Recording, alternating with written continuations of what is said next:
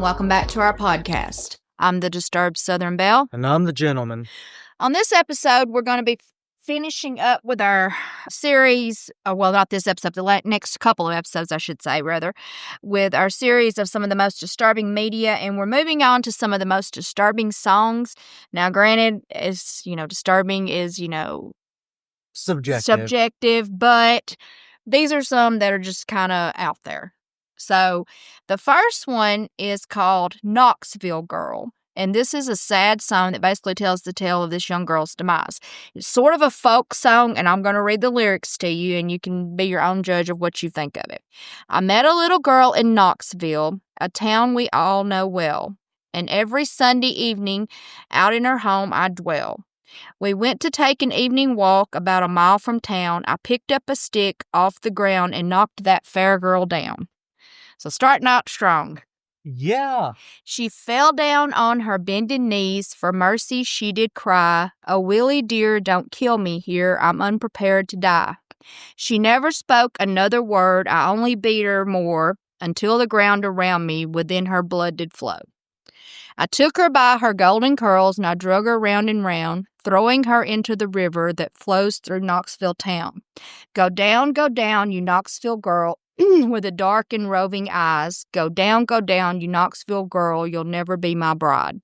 I started back to Knoxville, got there about midnight. My mother, she was worried and woke up in a fright, saying, dear son, what have you done to bloody your clothes so? I told my anxious mother I was bleeding at my nose. I called for me a candle to light myself to bed. I called for me a handkerchief to bind my aching head. Rolled and tumbled the whole night through as trouble was for me. Like flames of hell around me, my bed and in my eyes could see. They carried me down to Knoxville and put me in a cell. My friends all tried to get me out, but none could go my bail.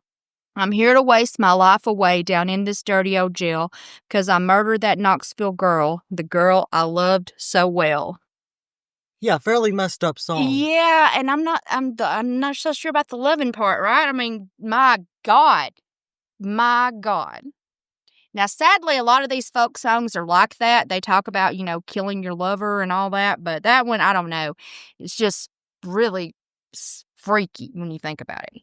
So the next one is a song called Frankie's Teardrop. Now, this isn't a folk song. It's more like a pop punk song, but this song tells the story of a young man named Frankie who is working at a factory, though he cannot seem to get ahead. This song basically describes the day that he finally snaps.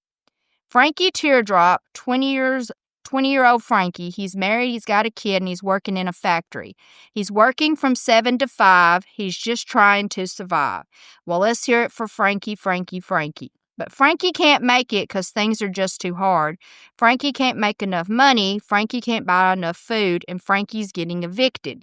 Well, let's hear it for Frankie. Oh, Frankie. Frankie's so desperate he's going to kill his wife and kid. Frankie's going to kill his kid. Frankie picked up a gun, pointed it at the 6-month-old kid in the crib. Oh, Frankie. Frankie looked at his wife, shot her. Ugh, what have I done? Let's hear it for Frankie. Frankie Teardrop. Frankie put the gun to his head, and he went. Frankie's dead. Oh, Frankie. Frankie's lying in hell. Come on, get up. We're all Frankies. We're all lying in hell. Jesus Christ, that's a hell of a story. It is. It's a song, isn't it? I mean, it's interesting, if we can say that, if nothing else. Yeah. It's another one that is pretty disturbing when you think about what it's basically saying. Well, it's pretty much a man killing his wife, baby, then in their self. So, yeah, pretty bad. All right, this next one is actually a pretty old song. It's called Strange Fruit, and I'm sure a lot of people have heard it. And this is a very dark song, and it talks about the horrific time in American history where the lynching of African Americans was sadly pretty commonplace, unfortunately. And I mean, it's sickening, but it was a time in history that happened. So here's how it goes. Southern trees bear a strange fruit, blood on the leaves and blood on the root, and blood at the root. Black bodies swinging in the southern breeze, strange fruit hanging from the poplar trees. Pastoral scene of the gallant South, the bulging eyes and the twisted mouth. Scent of magnolias, sweet and fresh, then the sudden smell of burning flesh. Here is a fruit for the crows to pluck, for the rain to gather, for the winds to suck, for the sun to rot, for the tree to drop. Here is a strange and bitter crop. So it's basically saying the bodies are the fruit, but Yeah. It's such a twisted time, and it doesn't mean that it didn't happen, whether we liked it happened or did not. It happened. There's lots of things in history that I find absolutely, completely disgusting, but it still happened. Yeah. And that's a very disgusting, not song in what it's saying. It's a disgusting song in that what it's describing. You get what I'm saying. It's something that happened that shouldn't have happened, but it did. So this next one is called I Don't Like Mondays. And this disturbing song tells basically this real-life tale of the school shooting that happened, I think, in like 1979, in which the culprit told the police basically the reason for the carnage was because they didn't like Mondays, why they did it.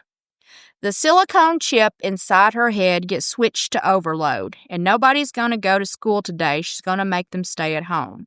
And Daddy doesn't understand it. He always said she was as good as gold. And he can see no reasons because there are no reasons. What reasons do you need to be shown? I don't like Mondays. Tell me why. I don't like Mondays. I want to shoot, the whole world down.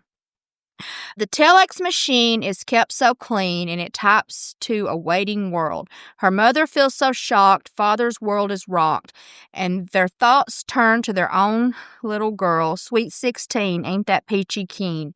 No, it ain't so neat to admit defeat. They can see no reasons, 'cause there are no reasons. What reasons do you need? I don't like Mondays, tell me why. I don't like Mondays, tell me why. I don't like Mondays, I want to shoot, the whole day down.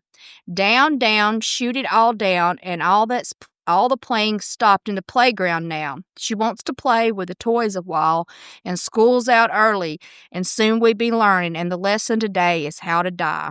And then the bullhorn crackles, and the captain tackles with the problems and the hows and whys, and he can see no reasons because there are no reasons. What reason do you need to die? And the silicone chip inside her head gets switched to overload, and nobody's going to school today. She's going to make them stay at home. And Daddy doesn't understand it. He's always said she was as good as gold, and he can see no reason because there are no reasons. What reasons do you need to be shown? And then it goes on, I don't like Mondays. I don't like Mondays. But yeah, that's another good one, isn't it?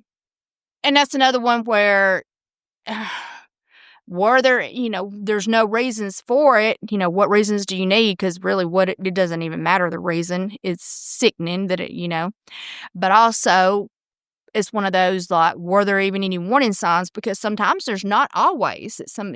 Granted, there are in a lot of cases where if people were just paying attention, they could probably saw that something's not right with this person. But sometimes that's not the case.